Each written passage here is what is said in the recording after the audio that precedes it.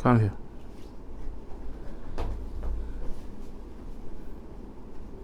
Okay.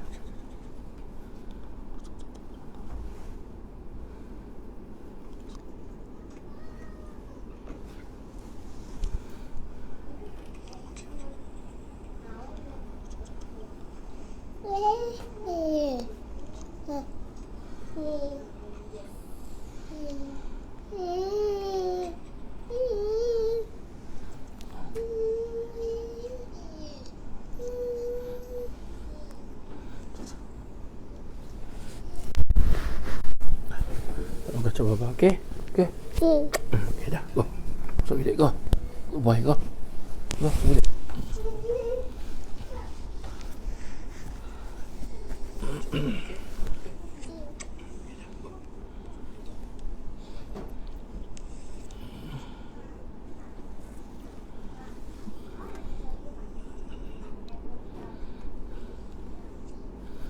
Bismillahirrahmanirrahim. Assalamualaikum warahmatullahi wabarakatuh. Alhamdulillah wassalatu wassalamu ala Sayyidina Rasulillah asyrafil anbiya'i wal mursalin Sayyidina Rasulillah sallallahu alaihi wasallam wa ala alihi wa sahbihi ajma'in. Wala hawla wala quwwata illa billahil aliyil azim.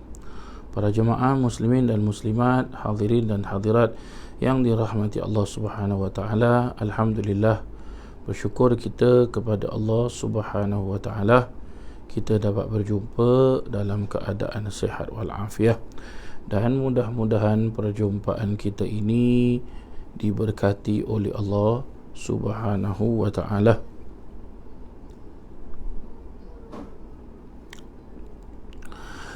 Dan juga mudah-mudahan segala apa amal ibadah yang kita laksanakan diterima oleh Allah Subhanahu wa taala.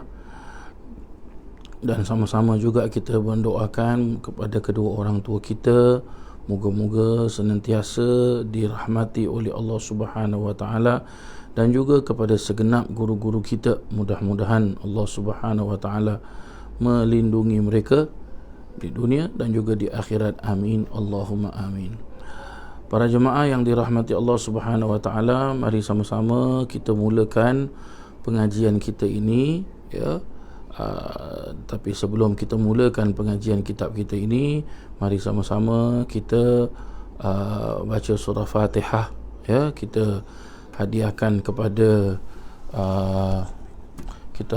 kepada baginda Rasul sallallahu alaihi wasallam, dan juga kita hadiahkan bacaan surah Fatihah kepada pengarang kitab kita yang akan kita baca, yang akan kita pelajari pada malam hari ini, iaitu kitab Maraqil Ubudiyah yang disusun oleh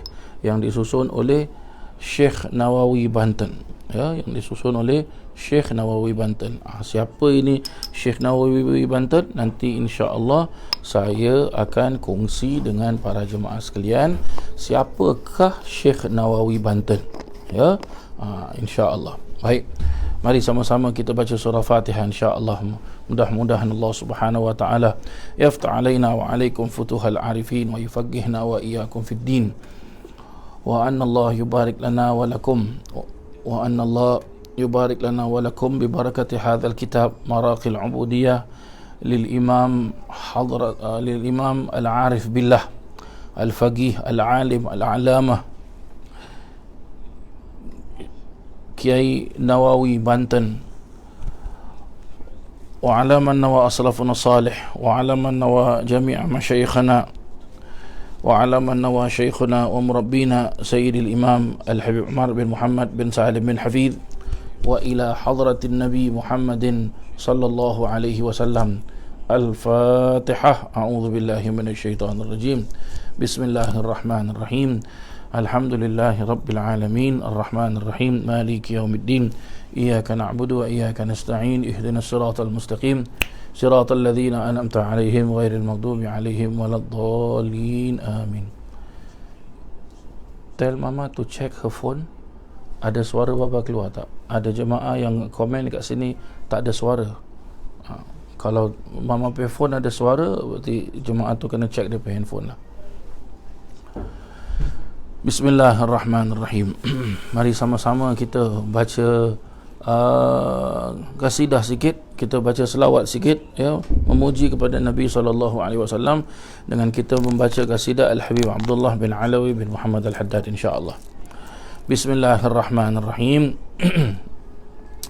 Ya alima sirri minna لا تهتك ستر عنا وعافنا واعف عنا وكن لنا حيث كنا يا عالما سر منا لا تهتك ستر عنا وعافنا واعف عنا وكن لنا حيث كنا قد استعنتك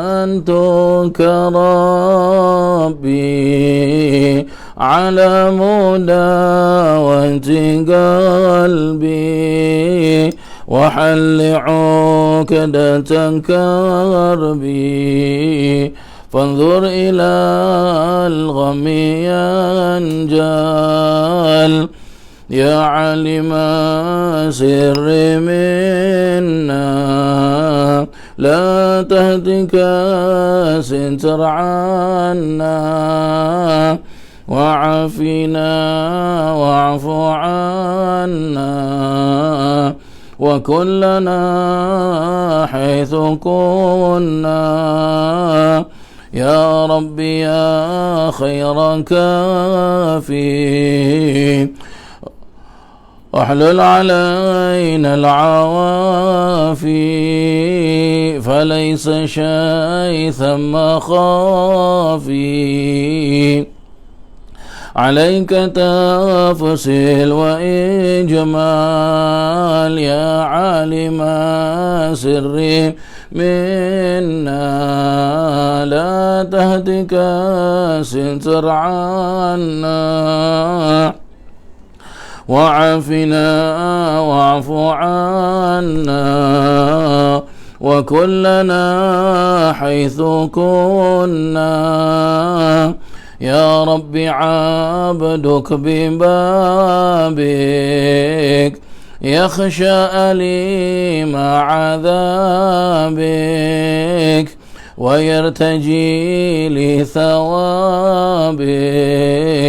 وغيث رحمتك هطال يا عالم سري منا لا تهتك ستر عنا وعافنا واعف عنا وكن لنا حيث كنا وقد أتاك بعذري وبانكساره وفقره فاهزم بيسرك عسري بمحض جودك والإفضال يا عالم سر منا لا تهتك ستر عنا وعافنا واعف عنا وكن لنا حيث كنا وامنن عليه بالتوبة تغسله من كل حوبة وعصمه من شر أوبا لكل ما عنه قد حال يا علم سري منا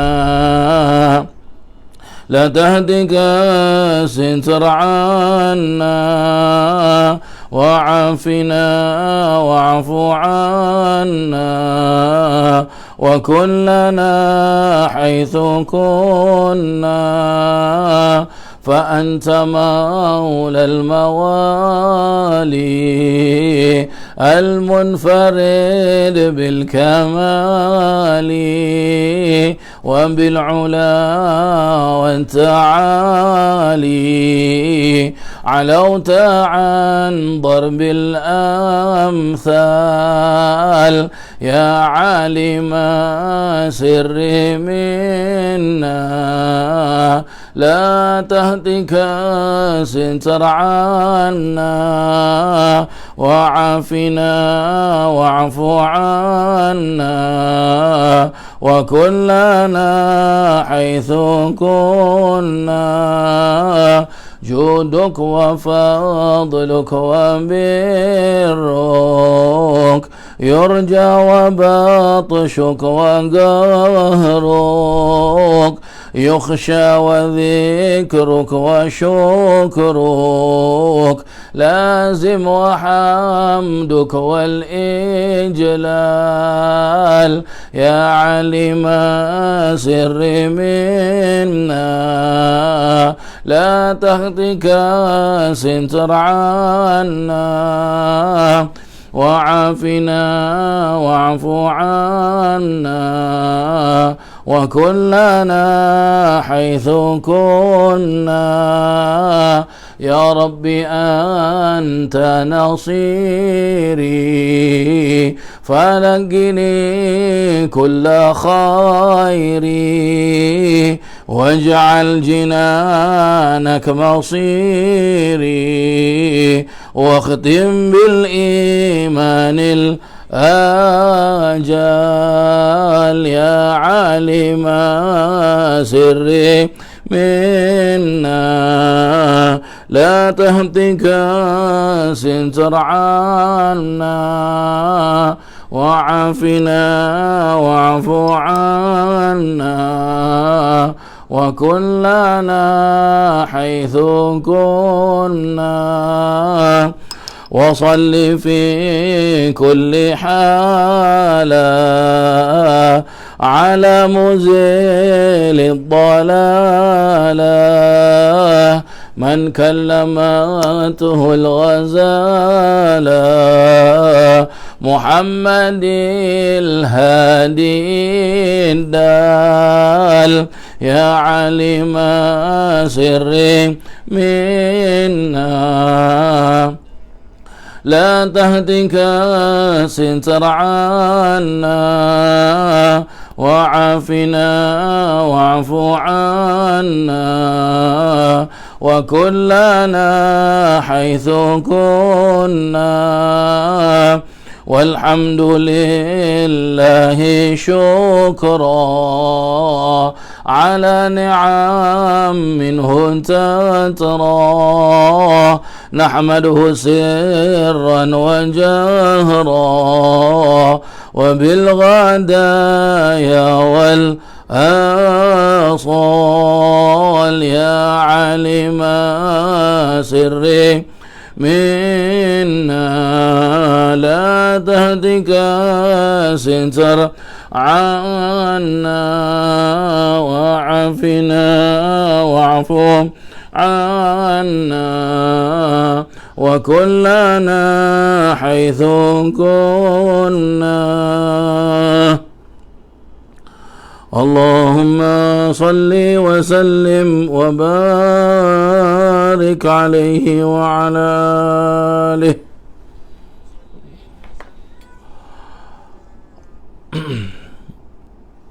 Alhamdulillah, bersyukur pada Allah Ta'ala.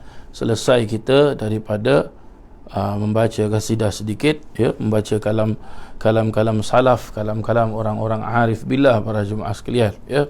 Ada yang tanya dengan saya, Ustaz, kenapa Ustaz suka baca kalam-kalam salaf, ya, kalam-kalam, kenapa Ustaz suka baca nazam, ya? Kalau orang Melayu kita bilang nazam, orang Arab dia panggil qasidah, para jemaah sekalian, ya. Ya, ada lagi bahasa, Ada lagi orang Arab dia tak panggil qasidah, tapi dia panggil apa? Dia panggil diwan para jemaah sekalian, ya. Jadi ini semua samalah para jemaah sekalian, ya. Makna dia sama saja. Nazam baik, qasidah baik, apa lagi tadi saya bilang, diwan baik para jemaah sekalian, ya. Ataupun kita sebut apa, nasyid para jemaah sekalian, sama saja. Apa maksud saya sama tu para jemaah sekalian, ya? Maksud saya sama ialah diwan, arti diwan adalah kalam-kalam ataupun perkataan-perkataan mutiara yang keluar daripada hatinya orang wali, ya, hatinya orang wali, ya, seperti apa nama, diwan, ya. Nazam berarti apa? Dilagukan benda tersebut para jemaah sekalian. Supaya apa? Supaya senang untuk orang ikut. Ya. Qasidah pun sama juga. Qasidah pun dalam bahasa Arab, ya. Nasyid pun dalam bahasa Arab juga para jemaah sekalian, ya. Dia dilagukan supaya apa? Senang orang untuk ikut. Kadang-kala kita dengar orang baca ya arhamar rahimin, kan dia? Ya. Itu nasyid ataupun nazam ataupun qasidah ya arhamar rahimin, itu sudah berbentuk doa. Ya arhamar rahimin, wahai Allah yang maha, ya arhamar rahimin, wahai Allah yang maha pengasih. Tu dia, ya. Farrij 'alal kullil muslimin, kurniakanlah kelapangan, kesenangan ke atas setiap orang-orang Islam. Itu doa yang disusun oleh seorang wali Allah besar para jemaah sekalian, yang disusun oleh siapa? Al-Habib Abdullah bin Husain bin Tahir radhiyallahu anhu warda'an. Ya, makam ni ada dekat satu kampung di kota Hadramaut sana. Sebelum masuk ke kota Tarim, nama kampung dia Masileh. Orang sana panggil Masileh. Kalau kita tengok betul-betul dia bilang Masilah para jemaah, tapi dah lahjah loghat orang sana, ya, Masileh para jemaah sekalian. Ya. Macam tadi, qasidah yang saya baca tadi adalah qasidah Al-Habib Abdullah bin Alawi bin Muhammad Al-Haddad. Habib Abdullah bin Alawi bin Muhammad Al-Haddad ni banyak qasidah dia para jemaah sekalian, ya, banyak sekali, ya. Ada sebahagian besar qasidahnya itu telah pun apa? Telah pun dibukukan. Telah pun dibukukan, jadilah dia sebuah kitab, nama dia Durul Manzum. Ya, semua kalam-kalam ataupun qasidah-qasidah Habib Abdullah Haddad tertulis, ya, dekat dalam kitab tersebut. Sebahagian besar daripada kalam-kalamnya para jemaah sekalian, ya. Begitu juga, ya, dengan para alim ulama yang lain. Contoh seperti Al-Habib Ali bin Muhammad Al-Habashi, ataupun dikenali dengan sebutan Sahibul Maulid. Kenapa disebut Sahibul Maulid? Sebab Habib Ali Al-Habashi ni dia karang kitab Maulud. Kerana cinta dan sayang sangat pada Nabi SAW, jadi dia pun karang kitab Maulud, ya, di kalangan orang-orang Arab, ya, khususnya di kalangan para habaib ni, para habib-habib ni para jemaah sekalian, para masyayikh ni, popular sekali, ya, Maulud Habib Ali Al-Habashi dia bilang, ya. Walaupun nama kitab Maulud tu ada, ya, tapi lebih masyhur disebut dengan apa? Maulid Habsyi dia panggil.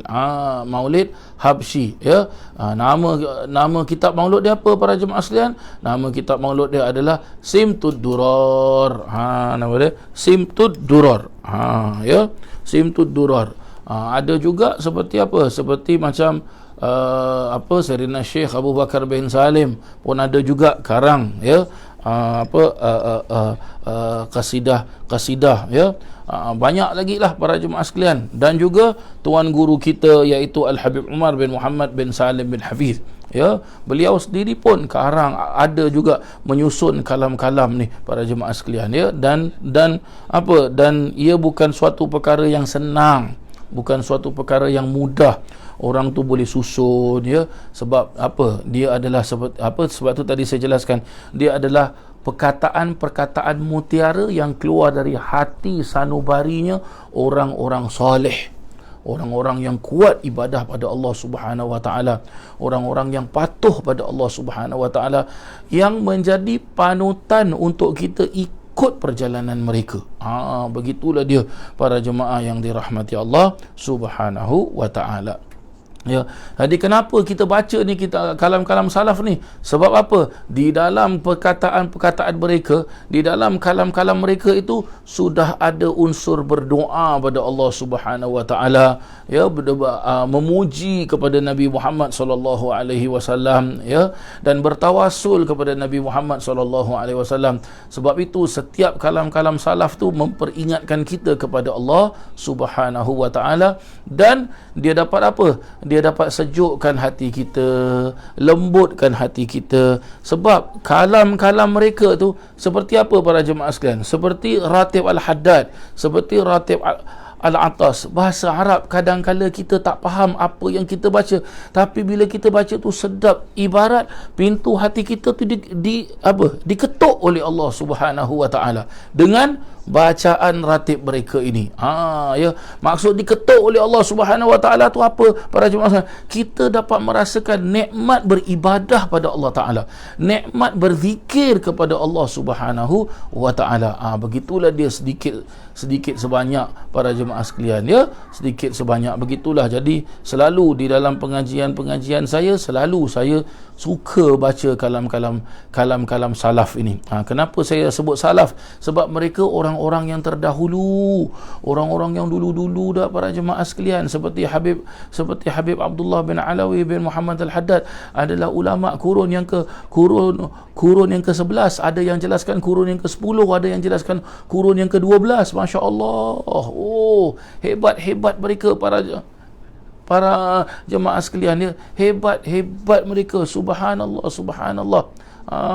Jadi mereka orang-orang yang terdahulu yang telah sampai kepada pangkat-pangkat yang mana Allah Subhanahu wa taala kurniakan mereka, dan mereka adalah orang-orang yang terdahulu yang doa-doa mereka, ya, ibadah mereka diterima oleh Allah Subhanahu wa taala, diterima oleh Allah Subhanahu wa taala. Begitulah dia para jemaah yang dirahmati Allah Subhanahu wa taala. Mudah-mudahan kita semua mendapatkan keberkatan daripada mereka.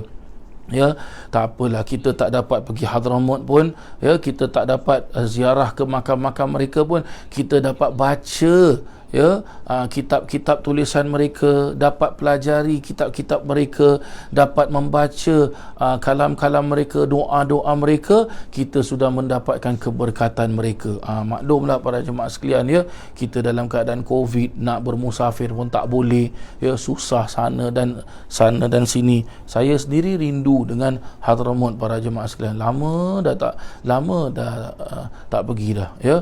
Sama-samalah kita doa, mudah-mudahan Allah Subhanahu wa taala angkat penyakit COVID-19 ini, dan juga angkatlah segala macam kesusahan yang sedang dunia ini yang sedang dilanda oleh dunia ini para jemaah sekalian. Baik, sebelum kita mulakan pembacaan kitab Maraqil Ubudiyah ni para jemaah sekalian, seperti mana kita belajar kitab Al-Adhkar yang disusun oleh Imam Nawawi rahimallahu taala, ya.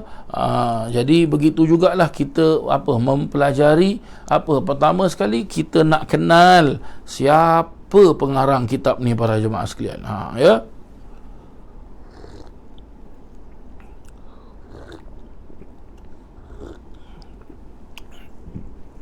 Siapa pengarang kitab ini? Ya. Kitab ni Maraqil Ubudiyah ni para jemaah sekalian, ya. Dulu saya pernah mengaji kitab ni, ya.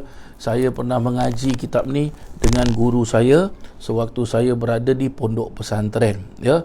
Saya dulu belajar di pondok pesantren Zainul Hasan Genggong. Ya. Genggong tu nama tempat para jemaah sekalian, nama kampung, ya. Dia berada di negara Indonesia, di wilayah Jawa Timur. Jauh para jemaah sekalian.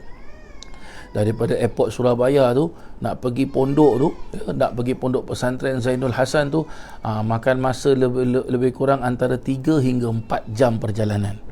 Jauh sekali para jemaah sekalian. Jadi kitab Maraqil Ubudiyah ni pernah dulu saya mengaji dengan guru saya, iaitu pengasuh pondok pesantren Zainul Hasan Genggong, iaitu Al-Mukarram Kiai Haji Muhammad Hasan Mutawakkil ala Allah. Ya, Kiai Haji Muhammad Hasan Mutawakkil ala Allah. Dulu kita ngaji kitab ini sebelum zuhur para jemaah sekalian, ya. Lebih kurang sebelum zuhur ke sebelum zuhur, naam, ya. Ya, kita ngaji kitab ini sebelum zuhur hinggalah masuk waktu zuhur, ya. Jadi bila kita minta maaf, kita ngaji kitab ni selepas zuhur para jemaah sekalian, ya. Begitu selesai daripada pengajian di waktu pagi, kita pun rehat sekejap. Bila dah rehat sekejap, nanti zuhur, kiai datang, kiai pimpin solat zuhur. Setelah itu kita mengaji kitab Maraqil Ubudiyah, ya. Jadi sama-sama mari para jemaah sekalian kita baca surah Fatihah sekali lagi, ya. Kita tujukan khas kepada guru saya, iaitu Al-Mukarram Kiai Muhammad Hasan Mutawakkil ala Allah, ya. Beliau masih hidup para jemaah sekalian, alhamdulillah, ya. Alhamdulillah sihat beliau. Beliau sekarang berjabat sebagai Ketua Majlis Ulama Indonesia se-Jawa Timur, ya, se-Jawa Timur. Sebelum ini beliau berjabat sebagai Ketua Nahdlatul Ulama se-Jawa Timur. Nahdlatul Ulama ni adalah suatu organisation para alim ulama, ya, organisation para alim ulama. Kalau Majlis Ulama Indonesia macam mana? Dia macam kita lah dekat Singapura, Majlis Agama Islam Singapura. Macam itulah para jemaah sekalian, ya. Baik, mari sama-sama kita baca Fatihah. Mudah-mudahan Allah Subhanahu wa taala kurniakan kesihatan kepada Kiai Muhammad Hasan Mutawakkil ala Allah dan panjangkan usia beliau, dan mudah-mudahan Pondok Pesantren Zainul Hasan Genggong senantiasa dilindungi oleh Allah Subhanahu wa taala, dan pelajar-pelajar, ya, baik pelajar lelaki, pelajar perempuan, ya, yang kalau di pondok kita sebut santri dan santriwati, ya, mudah-mudahan dikurniakan ilmu yang manfaat, ilmu yang barakah insya-Allah, dengan berkat muassis pertama Pondok Pesantren Zainul Hasan, iaitu Kiai Muhammad Hasan Kiai Muhammad Hasan bin Syamsuddin bin Qayyuddin, dan putranya almarhum Kiai Hasan Saiful Rijal, dan isterinya almarhumah Nyai Hajah Himami Hafsawati, dan juga dengan berkat semua sekali pengasuh-pengasuh, guru-guru di Pondok Pesantren Zainul Hasan Genggong, wabil khusus Al-Mukarram Kiai Muhammad Hasan Mutawakkil ala Allah, wa ala man aslafuna salih, wa ila hadratin Nabi Muhammadin sallallahu alaihi wasallam. Al-Fatihah. A'udzu billahi minasyaitonir rajim. Bismillahirrahmanirrahim. Alhamdulillahi rabbil alamin. Arrahmanir rahim. Maliki yaumiddin. Iyyaka na'budu wa iyyaka nasta'in. Ihdinas siratal mustaqim. Siratal ladzina an'amta 'alaihim ghairil maghdubi 'alaihim waladdallin. Amin. Para jemaah yang dirahmati Allah,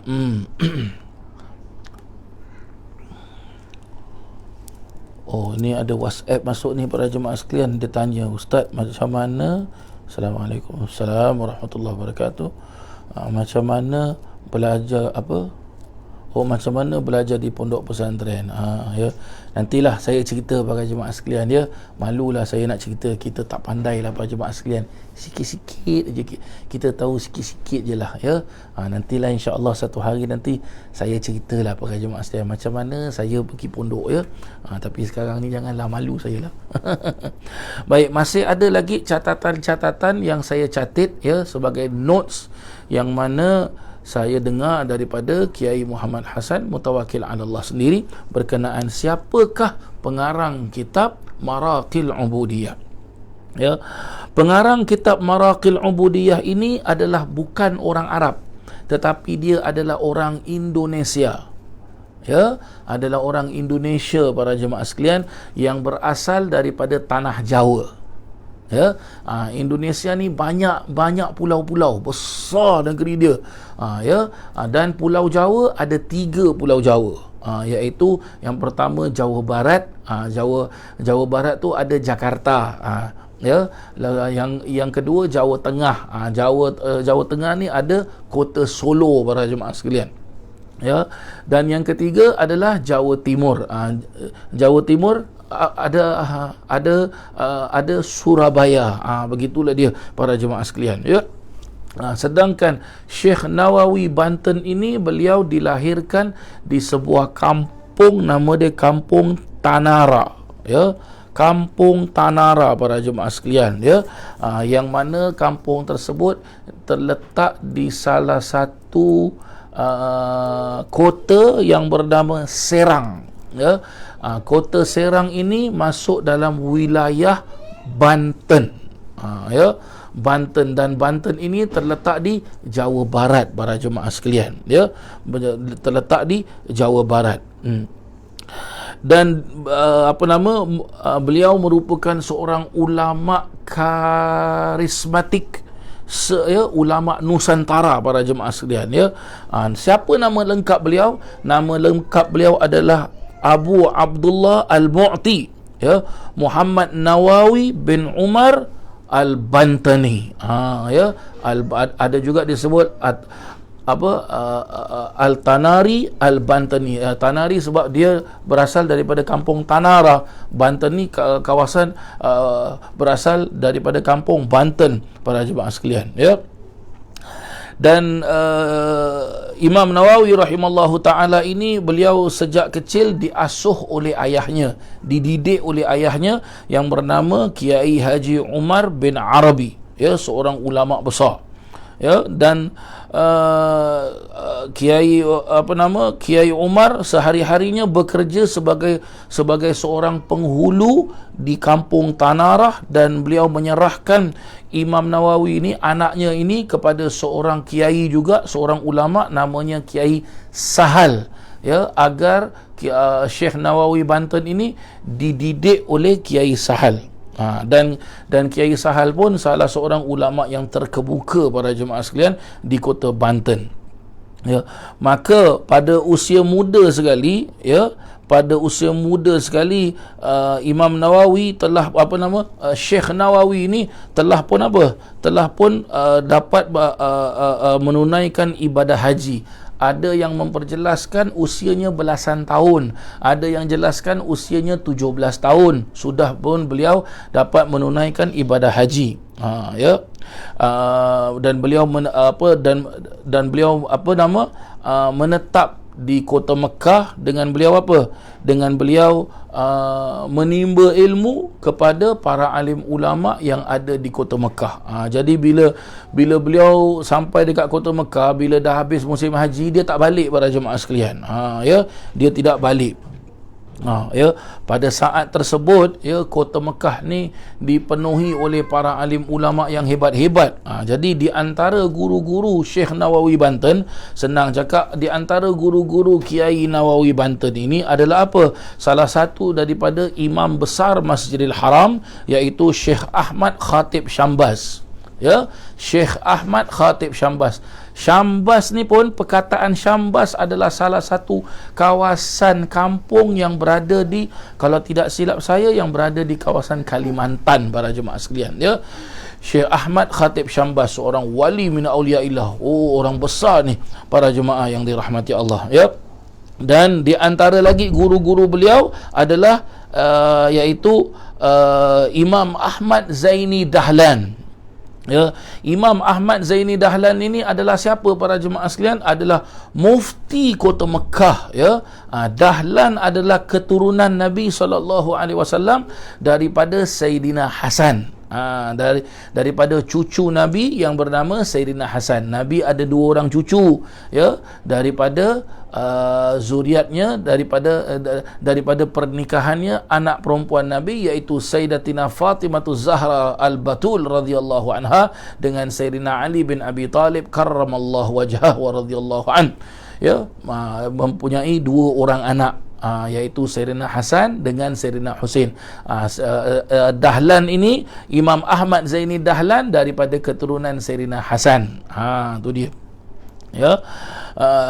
Dan juga banyak lagi guru-guru beliau, ya. Beliau menimba ilmu di kota Mekah selama, ada yang memperjelaskan selama 7 tahun, ada yang jelaskan selama 5 tahun, ada yang jelaskan selama 3 tahun beliau menuntut ilmu di kota Mekah, ya.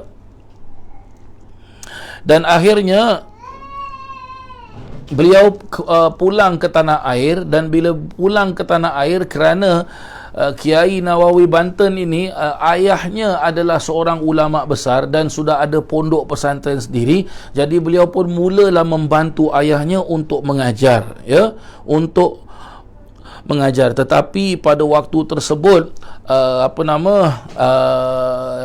kawasan tersebut, ataupun senang cakap negara Indonesia itu sedang kecoh dengan peperangan dengan Belanda, para jemaah sekalian, ya. Sebab macam kita Singapura pernah dijajah oleh pernah dijajah oleh Jepun, pernah dijajah oleh British. Kalau dekat negara Indonesia pernah dijajah oleh Belanda, para jemaah sekalian, ya.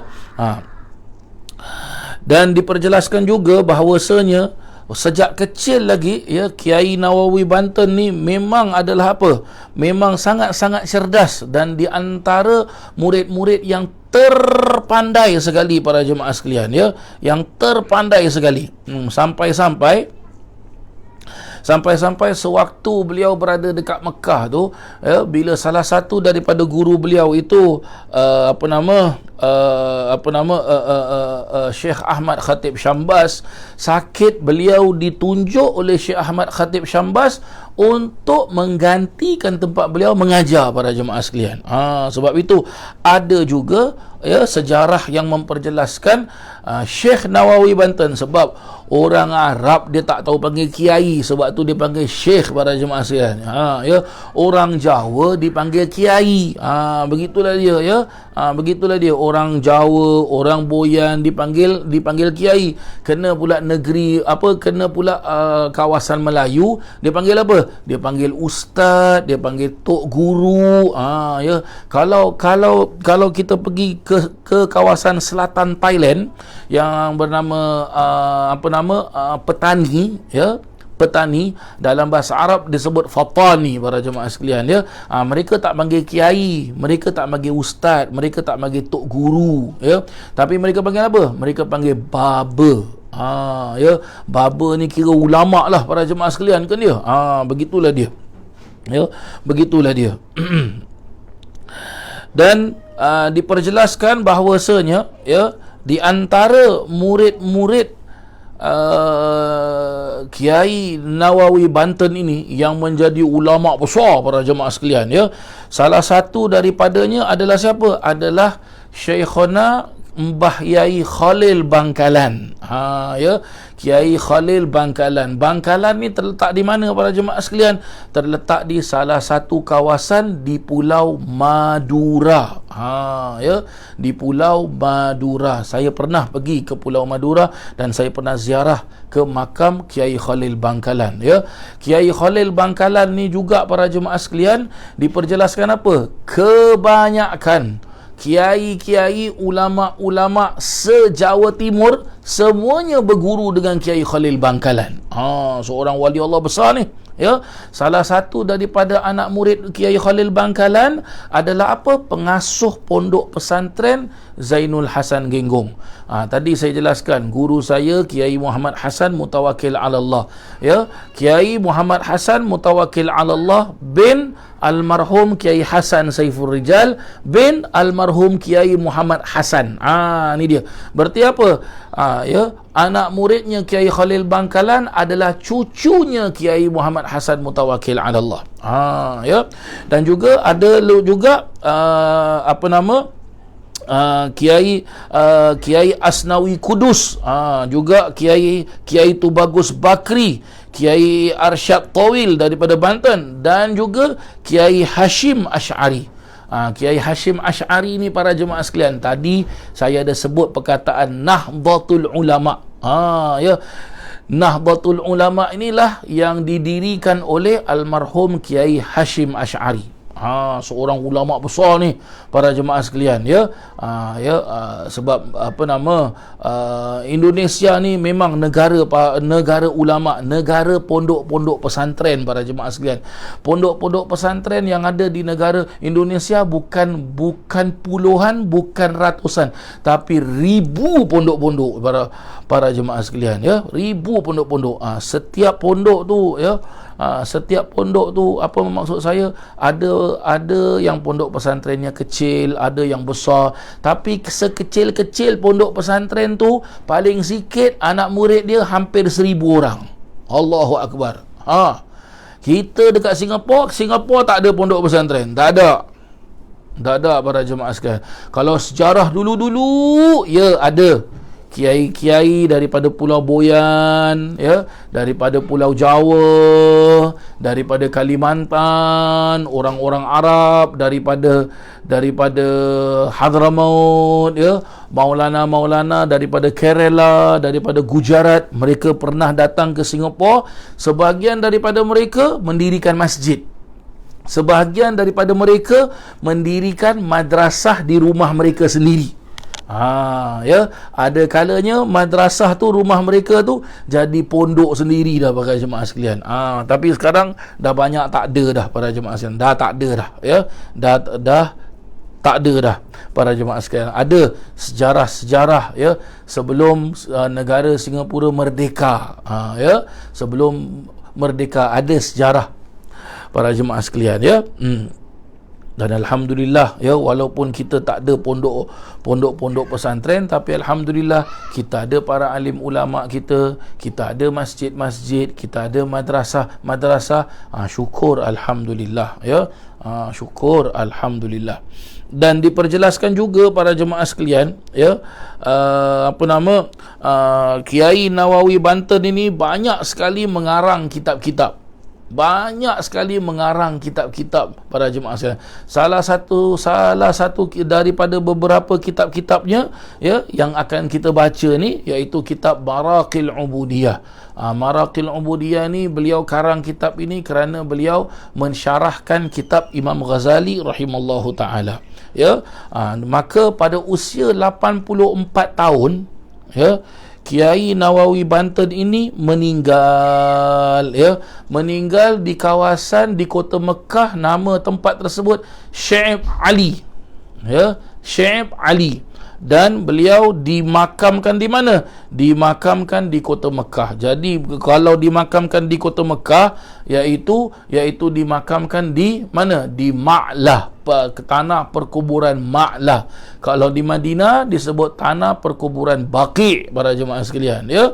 Tanah perkuburan Baqi'. Tapi kalau di Mekah tanah perkuburan Ma'lah.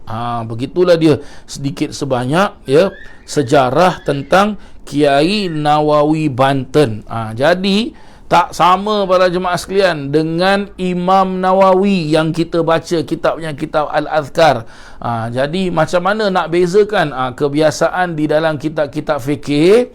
Nama Nawawi ini terbagi dua.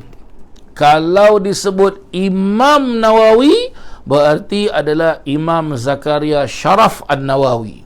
Tapi kalau disebut Syekh Nawawi, berarti Kiai Nawawi Banten. Begitulah dia para jemaah yang dirahmati Allah Subhanahu wa taala. Itulah dia sedikit sebanyak secara seberapa ringkas riwayat hidup sejarahnya Kiai Nawawi Banten. Mudah-mudahan kita mendapatkan keberkatan daripada sejarahnya, ya. Itulah yang boleh saya ceritakan serba ringkas lah para jemaah sekalian.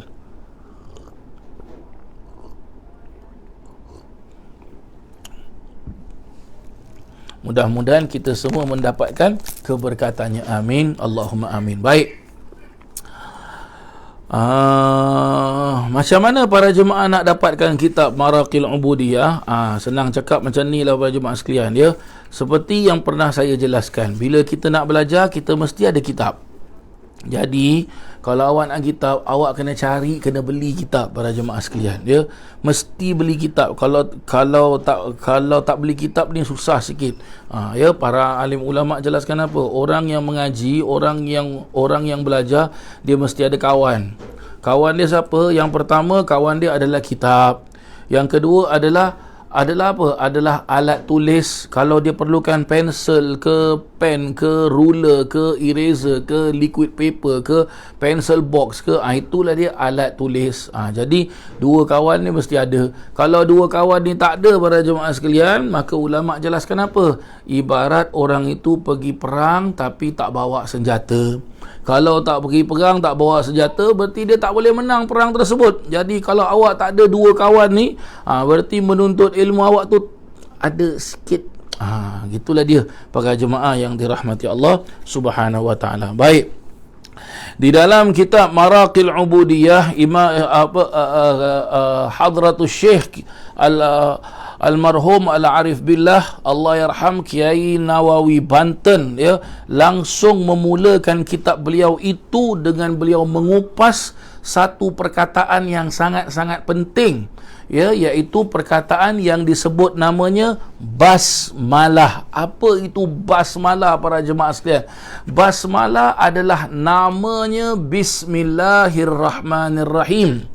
Kenapa saya mengatakan sangat-sangat penting? Sebab Nabi SAW menjelaskan kepada kita dengan sabdanya, la tabda'u syai'an illa bil basmalah. Janganlah kamu mulakan sesuatu tersebut kecuali dengan basmalah. Jadi bila kita nak makan, cakap Bismillahirrahmanirrahim. Nak belajar, Bismillahirrahmanirrahim. Nak apa? Apa saja yang kita nak buat, ya, permulaan mulakan dengan Bismillahirrahmanirrahim. Dan ada hikayat, ada cerita para jemaah sekalian berkenaan tentang fadilat Bismillahirrahmanirrahim. Ya, maka saya rasa saya tak akan petik daripada mana-mana kitab tentang hikayat Bismillahirrahmanirrahim, sebab nanti Kiai Nawawi Banten, Hadratul Marhum, akan mengupas perkataan Bismillahirrahmanirrahim itu. Ya, beliau akan mengupas tentang perkataan Bismillahirrahmanirrahim. Maka cukuplah saya rasa dengan kupasan daripada apa? Daripada Kiai Nawawi Banten ini, ya, berkenaan tentang apa? Berkenaan tentang perkataan Bismillahirrahmanirrahim.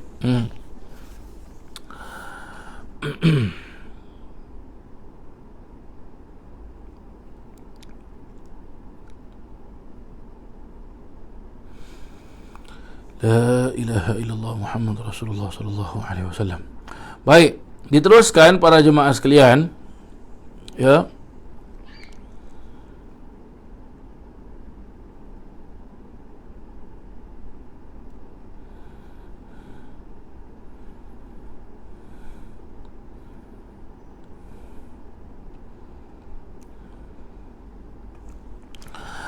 Bismillahirrahmanirrahim. Kalimat basmalah ataupun Bismillahirrahmanirrahim, kata almarhum Imam Nawawi, terdiri atas 4 kata.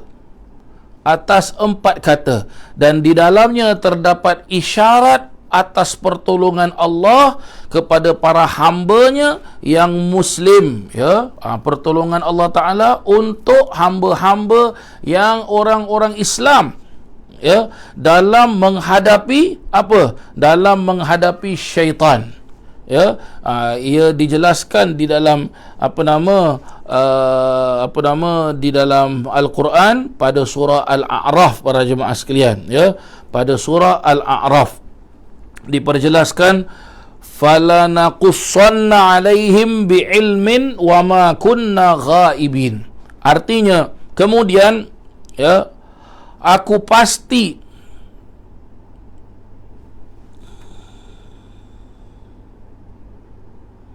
bukan.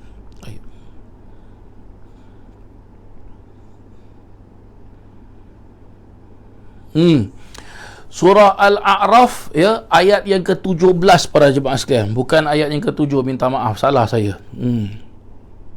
Ya, diperjelaskan, thumma la'atiyannahum min baini aydihim wa min khalfihim wa an aymanihim wa an syama'ilihim wa la tajidu aktsarahum syakirin.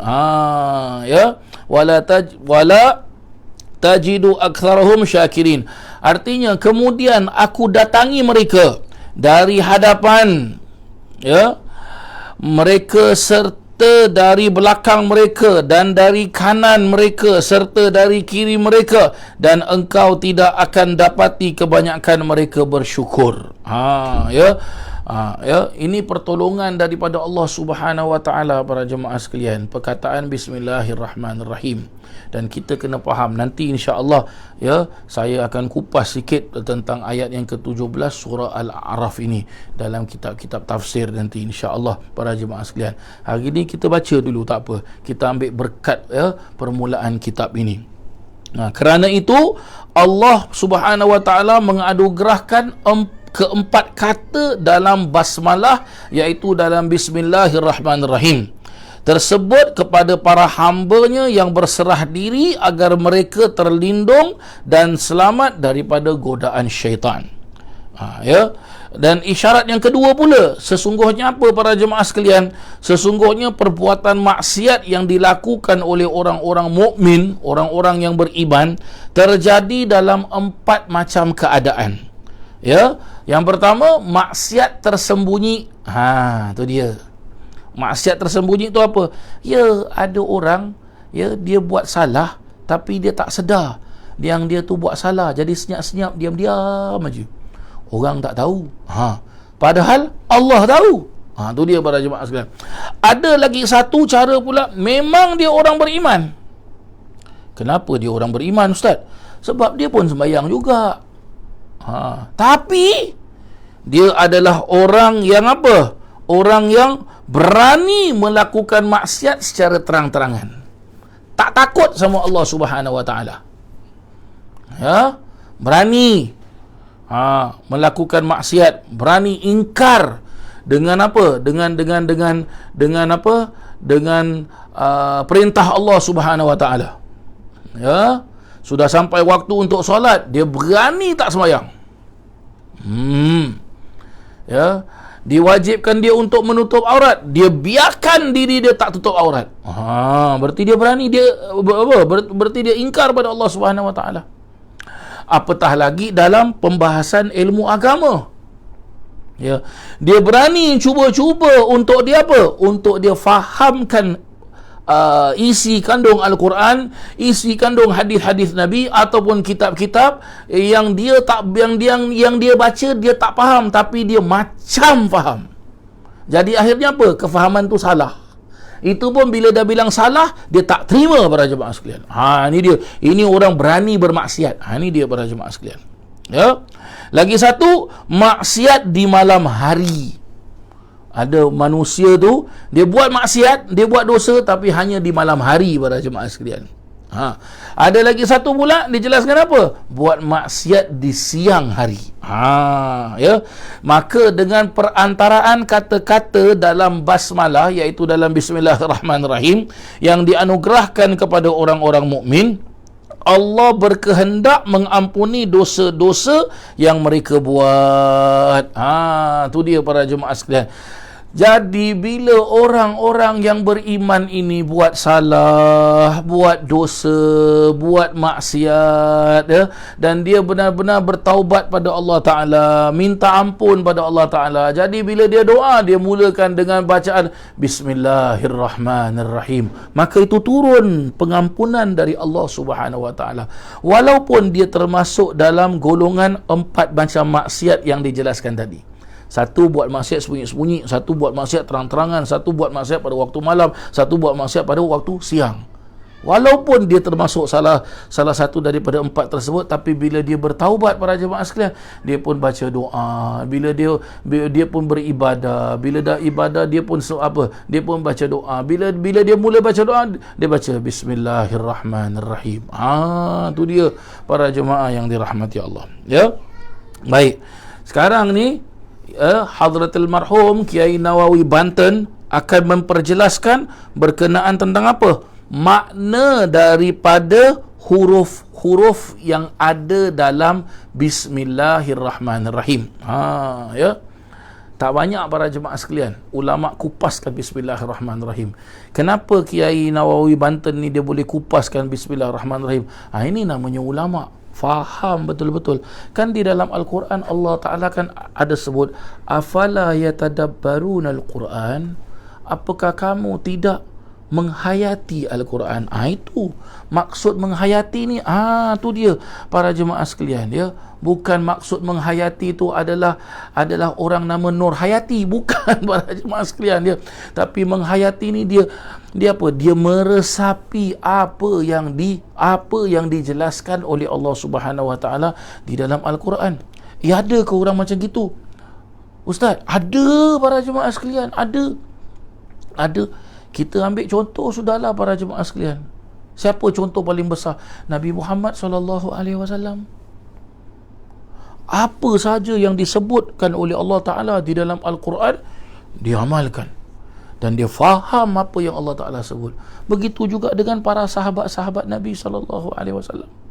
Sayyidina Uthman, Allahu Akbar, baca Bismillahirrahmanirrahim, pingsan, jatuh. Baru baca Bismillahirrahmanirrahim, belum lagi continue baca Fatihah, jatuh pingsan. Kerana apa? Keagungan, kebesarannya, kalamnya Allah Subhanahu Wa Ta'ala. Dan berapa banyak para alim ulama, bagaimana para jemaah sekalian, mereka mampu membaca Al-Quran sampai khatam satu malam aja. Satu malam aja para jemaah sekalian. Ada sebahagian daripada mereka apa? Pagi boleh khatam, malam pun boleh khatam. Subhanallah. Ada sebahagian daripada mereka apa? Wirid mereka, zikir mereka tu Al-Quran. Al-Quran, siang malam dengan Al-Quran. Subhanallah, la ilaha illallah. Ya. Ada pula bagaimana para jemaah yang dirahmati Allah. Ada pula bagaimana? Ya, mereka jadikan Al-Quran ni sebagai storybook mereka. Ya, mana dia pergi tu dengan Quran, duduk dalam kereta pun Quran, ya. Dan juga apa? Pernah saya nampak para jemaah sekalian, bukan sekali dua kali, berkali-kali banyak orang tawaf keliling Kaabah tu. Tawaf keliling Kaabah tu pegang Quran, baca Quran sambil tawaf. Dan bila dia tawaf 7 kali pusing, Quran pun khatam. Subhanallah, la ilaha illallah. Tengok para jemaah sekalian, ini dia orang faham Al-Quran. Tu dia. Sebab itu ada sebahagian apa dia? Sebahagian para alim ulama, mereka kalau baca Quran tu, dia tak suka orang kacau. Dia akan baca Quran pada waktu sunyi, sepi, orang semua tak ada, dia baca Quran. Dan ada sebahagian besar dari para alim ulama pula, bila mereka baca Quran, mereka baca bukan mereka baca dengan tidak berlagu. Dia baca straight aja. Seperti kita boleh tengok para jemaah sekalian, bulan puasa baru-baru ni, tiap-tiap malam Tuan guru kita di Hadramaut, di Darul Mustafa, Habib Umar bin Hafiz, mudah-mudahan Allah Ta'ala panjangkan usia beliau, ya. Guru saya, guru futuh saya, para jemaah sekalian, ya, yang sudah saya anggap seperti ayah kandung saya sendiri, para jemaah sekalian. Tiap-tiap malam pimpin solat tarawih, live streaming kita boleh tengok, dan bacaan Al-Quran dia. Walaupun ada orang bilang, ini betul ke bacaan Quran Habib Umar ni? Ini ulama macam ini baca. Dia tak sampai level seperti level Habib Umar, para jemaah sekalian. Ini bagi siapa yang pernah cakap tentang Habib Umar, saya nak murid Habib Umar, saya bela guru saya.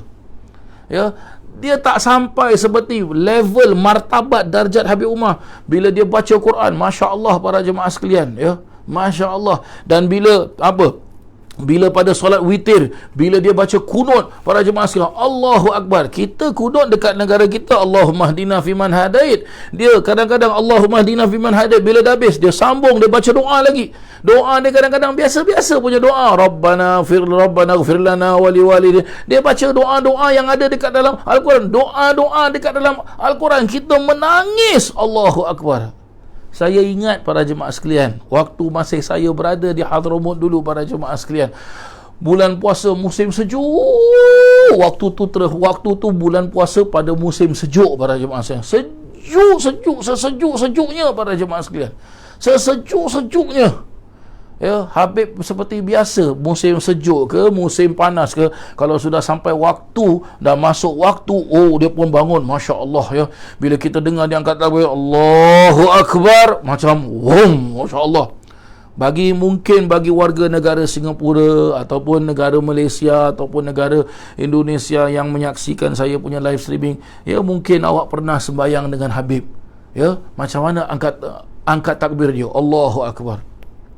Baca Fatihah je, Bismillahirrahmanirrahim, Alhamdulillahirabbilalamin. Straight dia baca. Tapi nikmatnya ibadah tu, tengok para jemaah sekalian, ini namanya orang soleh. Orang yang bila dia ucapkan tu, dia keluar percakapan, dia tahu apa yang dia ucapkan, dia faham apa yang Allah Ta'ala sebut. Masya Allah. Tengok para jemaah yang dirahmati Allah Subhanahu Wa Ta'ala. Ya, musim sejuk dulu para jemaah sekalian. Ya, Habib Umar pun pimpin solat tarawih. Ya, bila pimpin solat tarawih, waladdallin, kita pun amin. Tapi dengar ada orang pingsan, pingsan, jatuh orang, ketemu jatuh. Apa pasal? Kekuatannya Al-Quran. Itu pun ada orang, betul ke tak betul ni para jemaah sekalian, orang boleh buat macam gini. Okeylah, kita tak usah cakap tentang sejarah orang-orang Arab lah. Kita tak usah cakap sejarah tentang tentang sejarah Syekh Abdul Qadir Jailani ke, Habib Abdul Al-Haddad ke, pengarang Ratib Al-Haddad ke, Ratib Al-Attas ke. Okeylah, kita ambil senang para jemaah sekalian, senang tak susah. Kita ambil sejarahnya yang ada terjadi di tanah Jawa. Di tanah Jawa, siapa para jemaah sekalian? Iaitu salah satu daripada 9 orang wali yang namanya Sunan Kalijogo.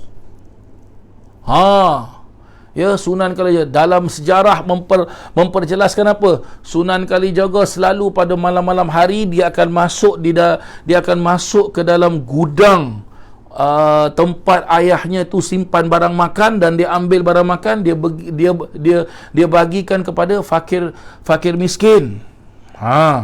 Ya, adalah dia tak setuju sikit lah dengan cara ayahnya mentadbirkan kampungnya pada saat tersebut. Akhirnya bila ayah dia marah, dia jawab dengan ayah dia.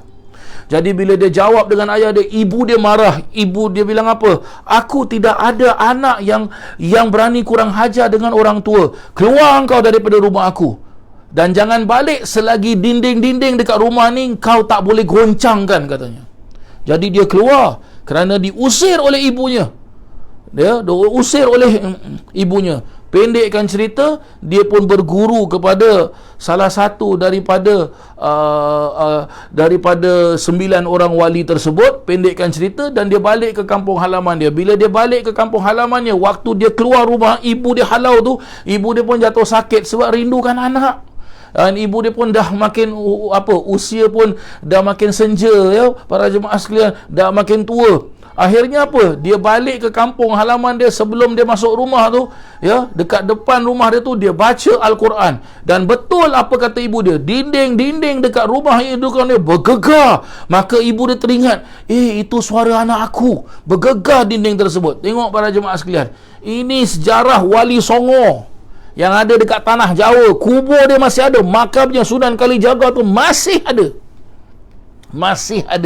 Sebab itu para jemaah sekalian, ya, Hadratul Marhum Kiai Nawawi Banten ini, dia faham apa yang dimaksudkan Bismillahirrahmanirrahim. Sebab tu dia jelaskan kepada kita bagaimana tu Bismillahirrahmanirrahim. Dan juga banyak dekat dalam kitab-kitab tafsir penjelasan Bismillahirrahmanirrahim, banyak para jemaah sekalian. Banyak, ya, banyak. Dulu seingat saya waktu awal-awal kita ya,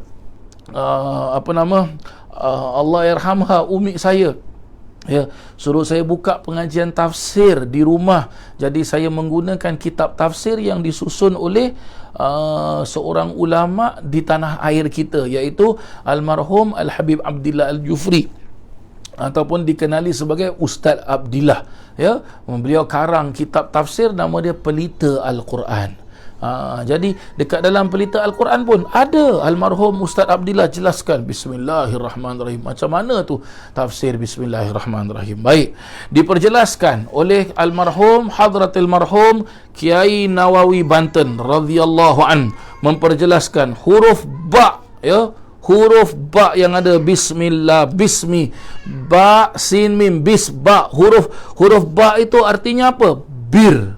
Dalam bahasa Arab disebut bir. Apa maksud bir? Iaitu mengandung makna kebaikan Allah bagi sekelompok manusia yang berhak memperoleh kebahagiaan, yang disebut juga dengan ahlus sa'adah.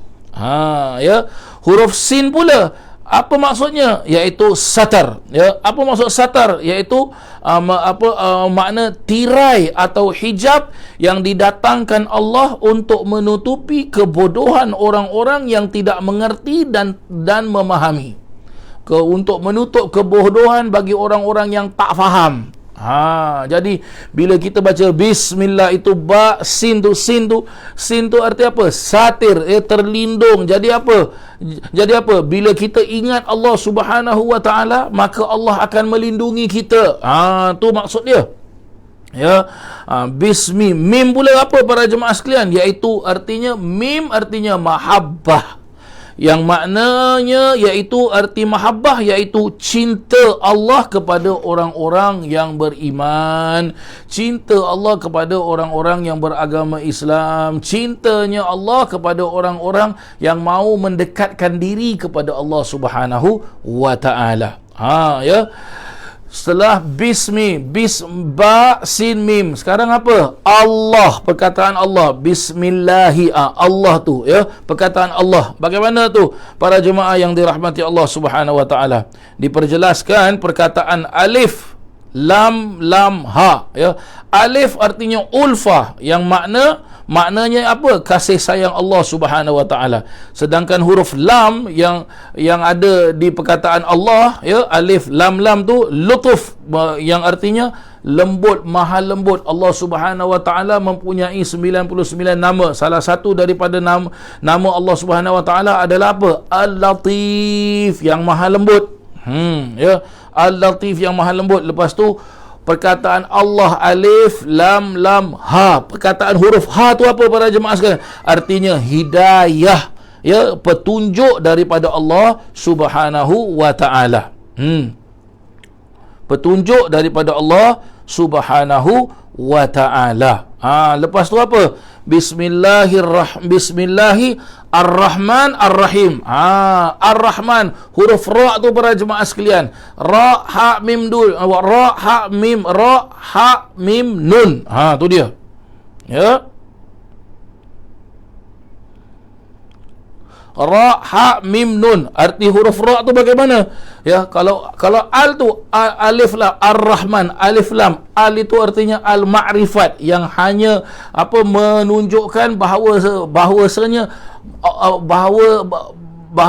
menunjukkan keesaannya Allah Subhanahu wa taala. Huruf ra tu artinya apa? Ridwan para jemaah sekalian. Makna ridwan apa dia? Ar-Rahman, ya, perkataan Rahman.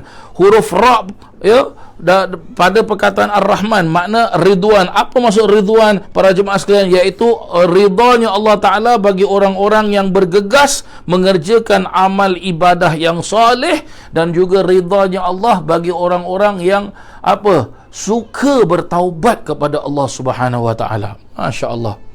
Hebat betul tafsiran Kiai Nawawi ni, masya-Allah, ya. Kita masih lagi membincangkan tentang huruf Rahman, ya, huruf ha pula para jemaah sekalian. Huruf ha, Ar-Rahman, ra, huruf ha artinya apa? Hilim. Apa arti hilim? Mengandung makna kemurahan bagi Allah Taala. Kemurahan Allah Taala bagi orang-orang yang berbuat dosa, ya. Hilim tu bagaimana para jemaah? Ada juga mengertikan apa? Mengertikan lembut, tapi lebih tepat murah. Maksud murah, kemurahan ni apa? Para jemaah sekalian, Allah Subhanahu wa taala suka pada orang yang apa? Suka pada orang yang bila dia buat dosa, dia cepat-cepat taubat. Dia buat dosa, dia cepat-cepat taubat. Sebab apa? Di dalam Al-Quran Allah Ta'ala jelaskan juga bahawasanya Allah Subhanahu Wa Ta'ala akan mengampunkan semua dosa-dosa hambanya, kecuali kalau dia melakukan syirik, itu tak diampunkan oleh Allah Subhanahu Wa Ta'ala. Ada di dalam Al-Quran tu, Allah Ta'ala jelaskan tu, para jemaah sekalian, ya, Allah Ta'ala ampunkan semua dosa-dosa hambanya, kecuali syirik, iaitu menduakan Allah Ta'ala. Allah Ta'ala tak ampunkan tu. Dia kena taubat, sungguh-sungguh taubat, para jemaah sekalian. Kalau dia tahu, yang dia sedar dirinya tu syirik, para jemaah sekalian, maka dia cepat-cepat taubat pada Allah Subhanahu Wa Ta'ala. Sebab perbuatan syirik ni adalah apa? Menduakan Allah Subhanahu Wa Ta'ala. Dia kalau tak minta ampun, Allah tak akan ampunkan dia. Dia mesti minta ampun pada Allah Subhanahu Wa Ta'ala. Ya.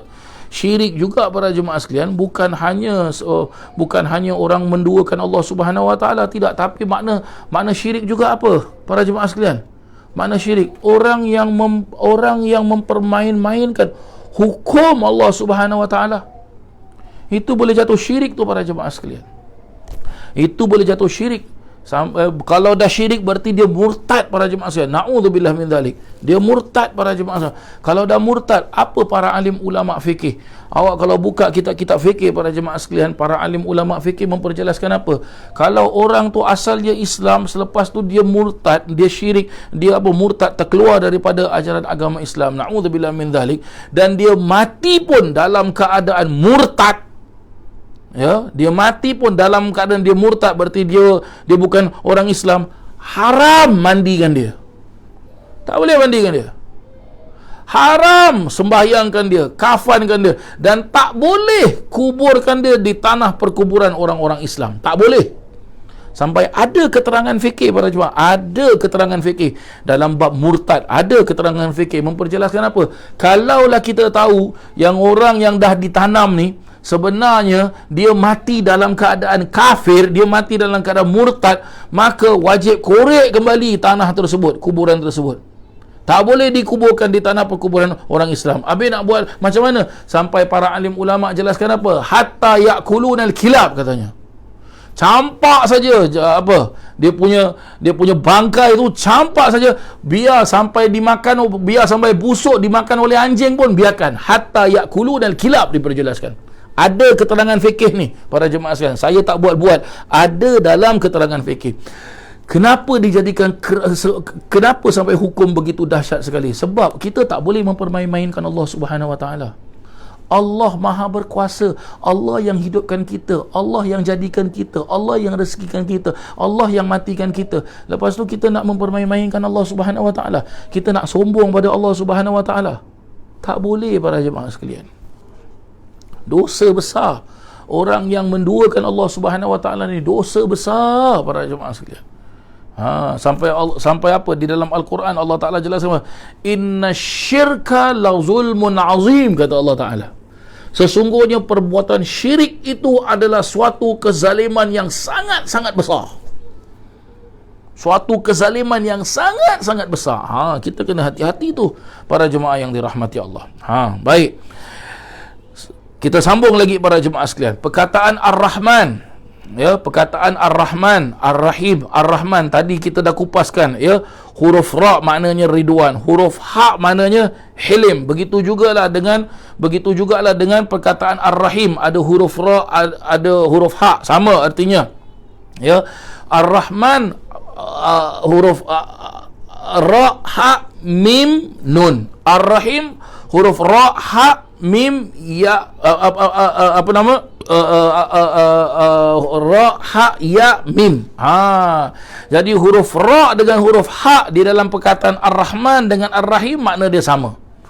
Ya, makna dia sama. Jadi huruf mim huruf mim pula, para jemaah sekalian, pada perkataan Ar-Rahman dan pada perkataan Ar-Rahim diperjelaskan apa? Mim artinya minnah, katanya. Apa arti minnah?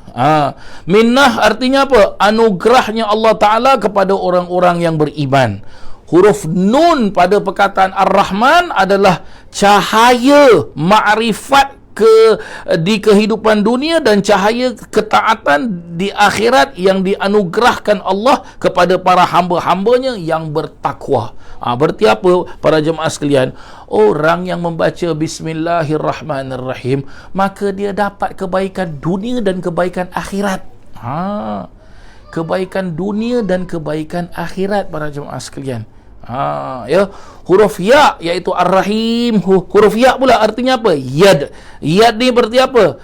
Kalau dalam bahasa, kalau kita maknakan yad dalam bahasa Arab, yad kalau diterjemahkan tangan, tapi maksud tangan di sini adalah apa?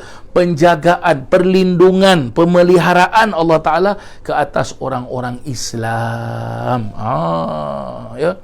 Beginilah dulu para jemaah sekalian, tatkala saya mengaji kitab ini, guru saya Al-Mukarram Kiai Muhammad Hasan Mutawakkil ala Allah, beliau mengkupas Bismillahirrahmanirrahim. Beginilah dia.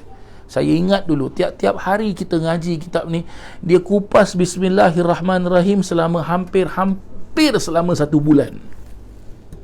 Hari-hari kita baca. Sampai ada sebahagian kupasannya perkataan Bismillahirrahmanirrahim, kiai sendiri nangis. Kiai sendiri nangis. Sebab apa? Bila dibaca, bila dikupas, dimaknakan Bismillahirrahmanirrahim. Dulu kita mengaji kitab ini dalam bahasa Arab, tapi dimaknakan dalam bahasa Jawa. Nanti kalau saya baca bahasa Jawa, jemaah tak faham. Mungkin kalau ada orang Indonesia, dia faham lah. Tapi kalau kita orang Singapura, orang Malaysia, dia tak faham. Para jemaah sekalian, sampai dari tadi pagi bila saya ambil ni kitab Maraqil Ubudiyah, sempat saya baca, lepas tu saya senyum seorang-seorang, saya ketawa seorang-seorang. Isteri saya tanya, "You ni kenapa? You nak baca kitab ni ke malam ni?" Lah. Saya pun cakap, lah, I nak baca lah. Tapi kenapa you senyum seorang-seorang? Kenapa you sakit? Saya bilang tak, saya tak sakit, Alhamdulillah sihat. Tapi saya teringat dulu bila ngaji dekat pondok. Sebab kan kalau kat pondok yai kan baca kitab dengan bahasa Jawa.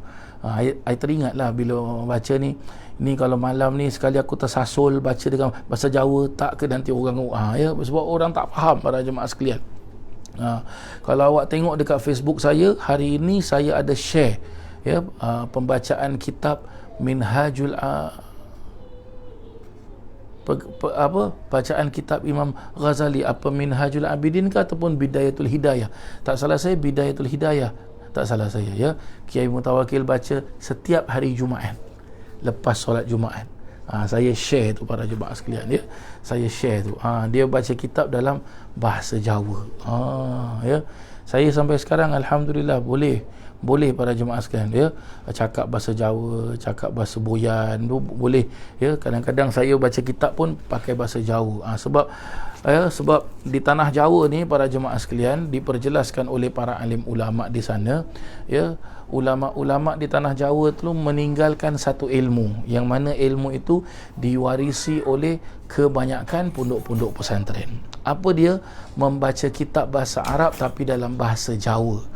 Tetapi sebarang siapa yang dapat menguasai bahasa ni, dia akan cepat faham ilmu bahasa Arab. Sebab apa?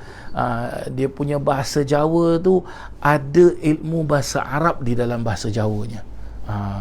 Nanti saya terangkan pun pakai jemaah pun tak faham lah, tak apalah, jadi kita ambil berkatnya saja para jemaah sekalian. Hakadha, begitulah dia para jemaah yang dirahmati Allah Subhanahu wa taala, perkataan Bismillahirrahmanirrahim pada permulaan kitab kita ini Maraqil Ubudiyah. Apa sayang? Ni. Sini. Come sini. Iya sayang, sini. Iyalah. Dia pun nak ngaji bahasa Jawa juga jemaah sekalian. Alhamdulillah 27 Mei hari tu dah 2 tahun dah anak saya dah, masya-Allah. Masya-Allah, masya-Allah. Kish baba. Give me 5. Allah sayang. Maka begitulah dia para jemaah yang dirahmati Allah, permulaan kitab Maraqil Ubudiyah, kupasan tentang Bismillahirrahmanirrahim. mudah-mudahan kita faham apa makna Bismillahirrahmanirrahim, ya. Mudah-mudahan Allah Subhanahu wa taala kurniakan kita ilmu yang manfaat, ilmu yang barakah, insya-Allah. Amin, Allahumma amin. La ilaha illallah Muhammadur Rasulullah sallallahu alaihi wasallam. Saya rasa kita cukupkanlah pengajian kita pada hari ini para jemaah sekalian, ya. Nanti insya-Allah minggu depan kita sambung. Baik. Insya-Allah sebelum kita sebelum kita tutup, ya, sebelum kita stop ni para jemaah sekalian, insya-Allah sebab kita tengah Covid ni kan para jemaah sekalian kan. Jadi saya duduk rumah pun, tak keluar pun, boring lah para jemaah sekalian, ya. Jadi salah satu kegiatan yang boleh saya adakan adalah apa? Kita mengadakan pengajian, kita baca maulid, kita baca yasin, ya. Kita baca zikir-zikir, selawat-selawat, ya. Supaya hidup kita ni mudah-mudahanlah dengan kita banyak beribadah walaupun kita dekat dalam rumah ni, mudah-mudahan Allah Ta'ala lindungan kita. Jadi insya-Allah para jemaah sekalian, saya dah bincang-bincang dengan sebahagian daripada anak-anak murid saya dan juga isteri saya. Jadi insya-Allah setiap hari saya akan adakan pengajian para jemaah sekalian, setiap hari, ya, setiap hari. Jadi pengajian saya tu semuanya untuk sementara ni semuanya lepas maghrib. Jadi 7:45 ke ataupun pukul 8 ke, saya dah start lah para jemaah sekalian, ya. Saya dah start dah insya-Allah, ya. Jadi untuk hari Isnin para jemaah sekalian, ya, untuk hari Isnin selepas maghrib insya-Allah saya akan membaca kitab Al-Azkar Imam Nawawi. Ya, saya akan baca kitab Al-Azkar Imam Nawawi. Dan kita pun dah mula dah kitab tersebut dah kan, dia tinggal lagi sikit lagi biografi Imam Nawawi. Dan pada hari Selasa pula insya-Allah, hari Selasa ni, ya, kuliah hadis anjuran Masjid Abdul Razak dah mula kembali dah, tapi kuliahnya bukan di masjid lah, kuliahnya secara online para jemaah sekalian, ya. Jadi insya-Allah hari Selasa lepas maghrib kita akan baca kitab Riyadhus Salihin insya-Allah, ya. Hari Rabu pula para jemaah sekalian, ya, hari Rabu insya-Allah saya nak baca kitab tauhid para jemaah sekalian, ya. Saya nak baca kitab tauhid. Kitab tauhid yang saya akan baca ni insya-Allah, saya tadi pun sempat telefon kepada salah satu daripada guru-guru saya, iaitu Ustaz Tengku Muhammad Fauzi. Maka beliau pun, saya minta nasihat dengan beliau, Ustaz, saya nak minta izin, saya nak baca kitab tauhid, ada tak kitab yang baik Ustaz? Jadi beliau pun ada memberitahu saya kitab tauhidnya. Nanti insya-Allah saya akan post dekat dalam Facebook. Jadi para jemaah boleh cari kitabnya para jemaah sekalian, ya. Kitab tauhid berarti dia akan membicarakan tentang ilmu tauhid dan akan membicarakan tentang pegangan ahli sunnah wal jamaah. Ya, itu pada hari Rabu. Dan pada hari Khamis pula para jemaah sekalian, hari Khamis kita akan baca kitab Nasihat Imam Haddad, ya, iaitu kitab nasihat agama. Kita baca Yasin, kita baca Ratib, kita baca Maulid, nanti insya-Allah para jemaah sekalian, ya. Hari Khamis kita punya pengajian lama sikit para jemaah sekalian, ya. Lama sikit, mungkin hari Khamis tu kita punya pengajian tu mungkin kita akan habis pada jam 9.30 ataupun 9.45, maksimum pukul 10. Tapi saya cuba sedaya upaya, saya tidak cuba sedaya upaya supaya tak sampai pukul 10 lah, malam sangat pula kan dia. Pada hari Jumaat pula insya-Allah saya akan baca kitab Maraqil Ubudiyah ini, ya, seperti sekarang ini, ya. Dan pada hari Sabtu pula, apa sayang? Apa sayang? Okey dah, dia, ya. Pada hari Sabtu pula para jemaah sekalian, insya-Allah saya nak baca kitab fikih para jemaah sekalian, ya. Kitab fikih tu saya akan baca kitab Safinatun Najah, ya, kitab Safinatun Najah. Nanti saya akan update semua, ya, dekat Facebook saya nanti insya-Allah, dan juga update di Facebook Majlis Rasulullah Singapura. Dan hari Ahad pula, hari Ahad seperti biasa kita akan baca kitab tafsir pelita Al-Quran, dan kita akan mulakan pengajian tersebut dengan kita membaca Ratib Al-Atas. Hari Khamis malam Jumaat kita baca Ratib Al-Haddad, hari Ahad malam Senin kita baca Ratib Al-Atas. Maka begitulah dia, ya. Sebab sementara ni tengah Covid ni semua kan para jemaah sekalian kan, dia masjid pun tak boleh nak mulakan kuliah, semua tak boleh para jemaah sekalian, ya, tak boleh. Kita kena ikut protokol para jemaah, undang-undang negeri kita, ya. Jadi pengajian semua secara live streaming. Saya buat pengajian tu semua di rumah saya sendiri secara live streaming. Jadi saya minta doa lah dari para jemaah sekalian. Masukkan adik dalam bilik petak bising. Saya minta doa dari para jemaah sekalian. Mudah-mudahan Allah Ta'ala kurniakan saya kesihatan, ya, supaya saya dapat pimpin pengajian-pengajian yang telah saya jelaskan tadi para jemaah sekalian, ya. Dan juga masih ada jemaah-jemaah yang tanya dengan saya, Ustaz, kalau saya nak berikan sedikit donation kepada Ustaz, ya, macam mana cara dia? Sebelum ni dia diam, tak mau kacau baba. Wait, tak mau kacau baba. Sebelumnya saya sekali lagi lah, ya, para jemaah sekalian, nanti wait, tak mau kacau baba. No, wait. Okey, dia diam. Dan diam. Sebelumnya para jemaah sekalian, saya nak kasih tahulah, ya, saya buat pengajian ni, saya sebenarnya bukanlah untuk saya cari duit. Tidak para jemaah sekalian, saya niat mengadakan pengajian ini adalah untuk menyebarkan ilmu, ya.